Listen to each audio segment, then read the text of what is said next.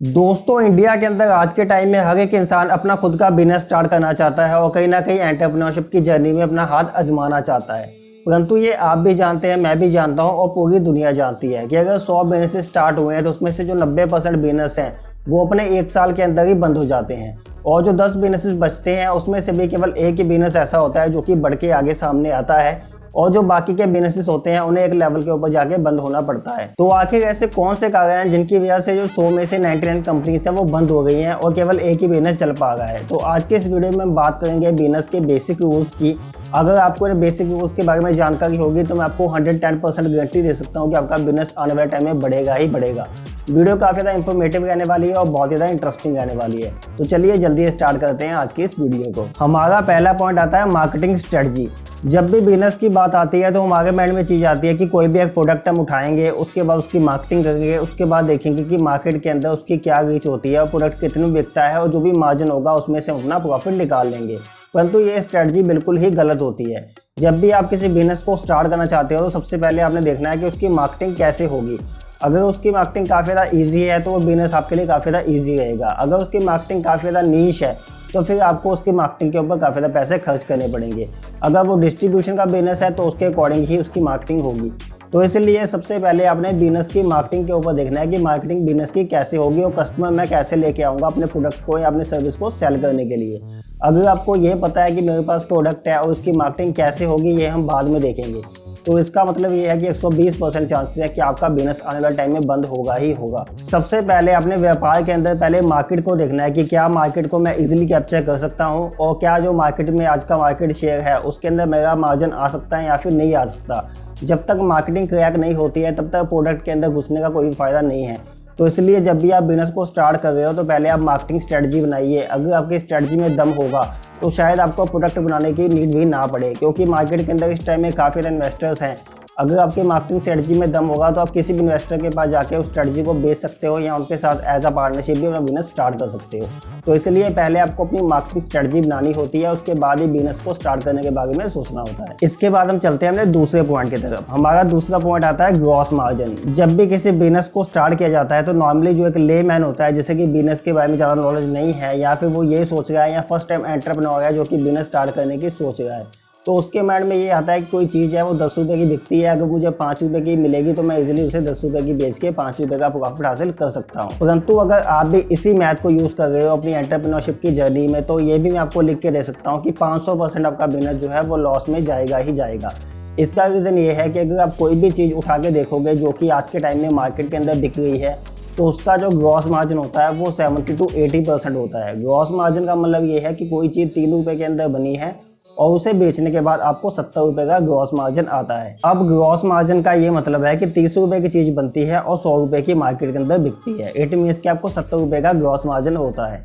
अब उस 70 रुपये के अंदर आपने मार्केटिंग भी करनी है, पैकिंग भी करनी है, उसके अंदर आपने एक्सपेंसेस भी निकालने हैं, सैलरीज भी निकालने हैं और रेंट भी निकालने हैं।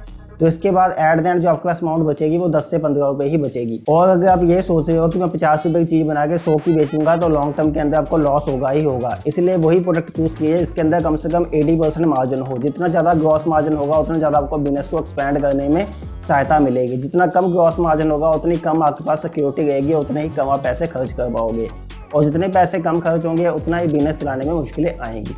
तो इसलिए जब भी प्रोडक्ट को चूज़ करना है तो ग्रॉस मार्जिन को चूज़ किए। जितना ज़्यादा ग्रॉस मार्जिन होगा उतना ज़्यादा ही आपको प्रोडक्ट बेचने में आसानी होगी। इसके बाद हम चलते हैं अपने तीसरे पॉइंट की तरफ। हमारा तीसरा पॉइंट आता है डिस्ट्रीब्यूशन चैनल्स। आपने देखा होगा कई ऐसे बिजनेसेस हैं जो कि डिस्ट्रीब्यूशन चैनल के ऊपर ही चलते होंगे। चाहे आप कोक की बात कीजिए, चाहे आप मैगी की बात कीजिए, चाहे आप येपी की बात कीजिए, इनके लिए आपको एक डिस्ट्रीब्यूशन चैनल बनाना पड़ता है जिससे कि सभी डिस्ट्रीब्यूटर्स के पास आपकी चीज़ें पहुंचती हैं, उसके बाद वो रिटेलर के पास जाती हैं। अगर आप भी इस चेन के चक्कर में पड़ोगे तो आपका बिजनेस के अंदर आपको ह्यूज इन्वेस्टमेंट की नीड पड़ेगी और इसके बाद भी आप शायद उन डिस्ट्रीब्यूटर को टक्कर ना दे पाओ जो कि मार्केट के अंदर ऑलरेडी 100-200 सालों से बैठे हुए हैं। तो इसलिए अगर आप कोई भी न्यू बिजनेस स्टार्ट कर गए हो या आप फर्स्ट टाइम एंटरप्रेन्योर हो तो डिस्ट्रीब्यूशन चैनल से बिल्कुल आपको बचना है। और अगर आप डायरेक्ट मार्केटिंग कर सकते हो या सीधा आप रिटेलर के पास पहुंच सकते हो तो ये बिजनेसेस आपको काफ़ी ज़्यादा फायदा दे सकते हैं। तो इसलिए डिस्ट्रीब्यूशन चैनल बनाने के चक्कर में ना पड़िएगा। अगर आप ऑनलाइन ही मैन्युफैक्चरिंग बिजनेस स्टार्ट कर सकते हो या ऑनलाइन चीज़ों को रिटेलर के पास पहुंचा सकते हो तो ये लॉन्ग टर्म में आपके लिए काफ़ी ज़्यादा बेनिफिशियल हो सकता है। इसके बाद हम चलते हैं अपने चौथे पॉइंट की तरफ। हमारा चौथा पॉइंट आता है मैनेजमेंट। जब भी किसी कंपनी की बात आती है, जब भी किसी बिजनेस की बात बात आती है तो कभी भी हम मैनेजमेंट की बात नहीं करते, क्योंकि हमारे माइंड के ऊपर यही आता है कि कोई भी चीज़ें होगी मैं मैनेज कर लूँगा, कोई भी काम कमी होगी मैं देख लूँगा, कोई भी दिक्कत आएगी तो मैं उसे सीधा सॉर्ट आउट कर दूँगा। परंतु रियलिटी ये है कि सभी चीज़ें आप अकेले नहीं कर सकते। आपको एक टीम लगेगी जो कि आपके बिहाफ के ऊपर काम करेगी और आपके बिजनेस को तेज़ी से आगे बढ़ाने में आपकी हेल्प करेगी। इसलिए अगर आपका माइंडसेट ये है कि लॉन्ग टर्म के अंदर मैं खुद ही सब चीज़ें कर लूँगा, तो ये कभी भी पॉसिबल नहीं होने वाला है। जब भी आप बिजनेस को बड़ा बनाना चाहते हो तो आपको कहीं ना कहीं एक टीम बिल्ड करनी पड़ेगी जो कि एज वेल एज आपके साथ खड़ी रहे, और जहाँ भी आपको दिक्कत आ गई है तो उन कामों को वो करके आपको कहीं ना कहीं सफलता की तरफ लेके जाएं।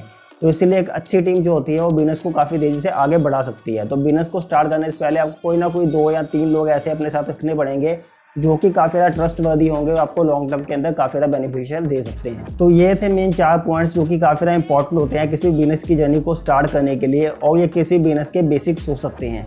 और इसके साथ साथ मैं आपको एक और बोनस टिप बताना चाहता हूँ कि जो बिजनेस है उसमें भी ये सोचते हैं कि चलो आज बहुत ज़्यादा काम है या 1 साल तक बहुत ज़्यादा काम रहने वाला है, उसके बाद काम कम हो जाएगा और मैं काफ़ी ज़्यादा रेस्ट कर पाऊंगा। परंतु बिजनेस के अंदर कभी भी आप रेस्ट नहीं कर सकते, और जैसे जैसे टाइम आगे बढ़ेगा आपका काम बढ़ेगा ही बढ़ेगा। इट मीन्स कि अगर आप आज 10% काम कर रहे हो तो हो सकता है आने वाले टाइम में आपको 30, 40, 50% तक भी काम करना पड़े, और जो आपकी नींद का टाइम 6 घंटे है वो आने वाले टाइम में 4 घंटे भी हो सकता है। तो इसलिए बिजनेस के अंदर कभी भी काम कम नहीं होगा और आने वाले टाइम में काम बढ़ता ही रहेगा। तो दोस्तों ये थे बिजनेस के कुछ बेसिक्स जो कि काफ़ी ज़्यादा इंपॉर्टेंट होते हैं किसी बिजनेस को स्टार्ट करने के लिए। आशा करता हूँ आज की वीडियो आपको अच्छी लगी होगी। चैनल को आप सब्सक्राइब कर सकते हैं क्योंकि डेली इस चैनल के ऊपर बिजनेस से रिलेटेड वीडियोस आती रहती हैं। हम बेसिकली एंटरप्रेन्योरशिप से संबंध रखते हैं और एंटरप्रेन्योरशिप को बढ़ावा देना चाहते हैं। इसलिए अगर आप मुझसे बात करना चाहते हैं तो मुझे इंस्टाग्राम के ऊपर हाई सेंड कर सकते हो।